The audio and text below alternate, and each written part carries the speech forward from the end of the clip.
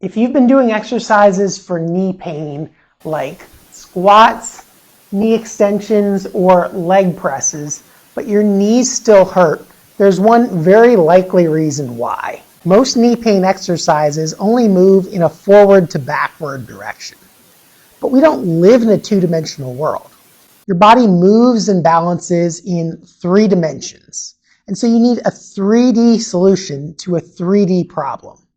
And as a physical therapist, I've found that most knee pain is due to problems in the side-to-side and rotational planes, not the forward to backward plane.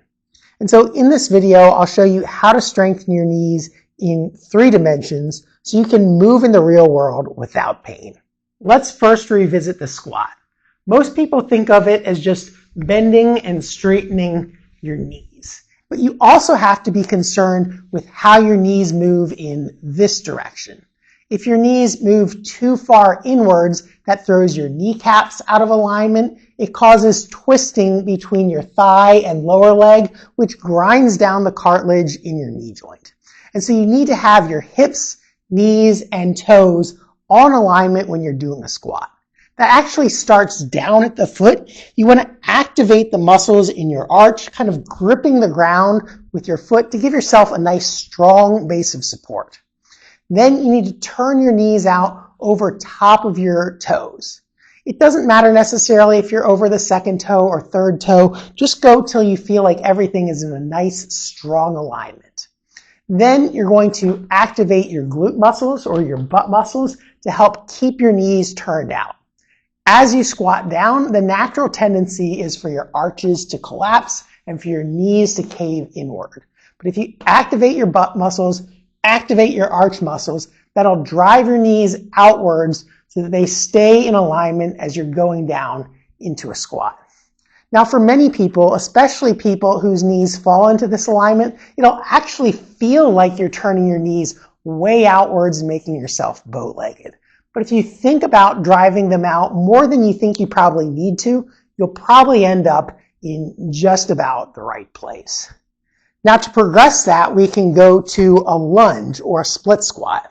When you move onto one leg forward and one leg backwards, you increase the side-to-side and rotational demand on this front leg. Now you don't have the other leg to counterbalance you, and so it calls on your hip muscles even more, and you want to continue to grip the ground with your arch. So squat down or lunge down as far as you feel comfortable going. And if you're just starting out, it may look something like this. And as you get more advanced, you can go progressively lower down.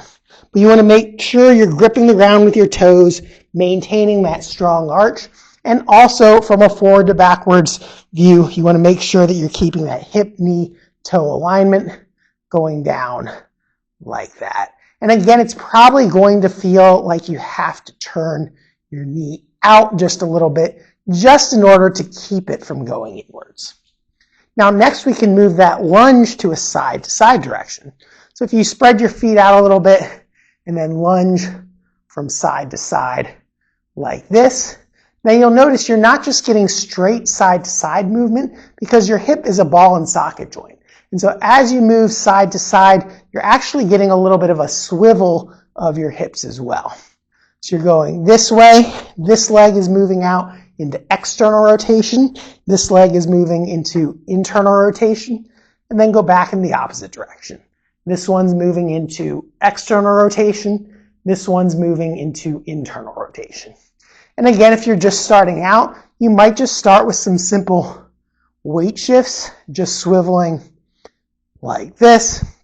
As you get more advanced, you can make your stance wider and go a little farther or a little bit farther. But just go to the depth that you feel safe and comfortable doing. This shouldn't cause or worsen knee pain as you're doing it. But remember, you want to have both the side-to-side movement of your body as well as the rotation of your hips into internal and external rotation as you go from side to side. Now, next you can progress that into going down in a lunge like this. This is a little more advanced and probably not everyone will get there.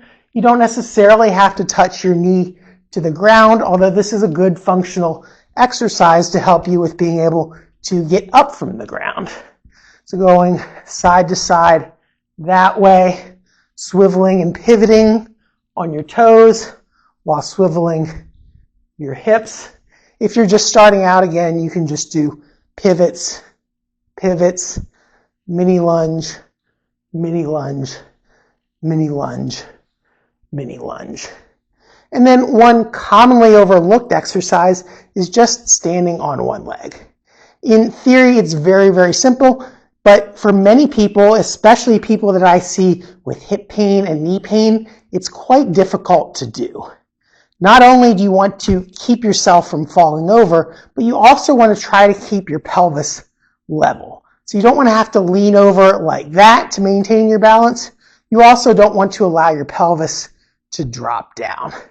So again, think about squeezing your glutes, gripping the floor with your toes to maintain a strong arch, and then just balancing on one leg. Now, not only does this help prevent knee pain, but it also helps prevent falls. And if you'd like to learn more balance exercises, check out this video over here. But before you go, if you found this one helpful, make sure to give it a like. And if you haven't already, subscribe to the channel so you get notified of my future tips. Thanks for watching, and I'll see you in the next video.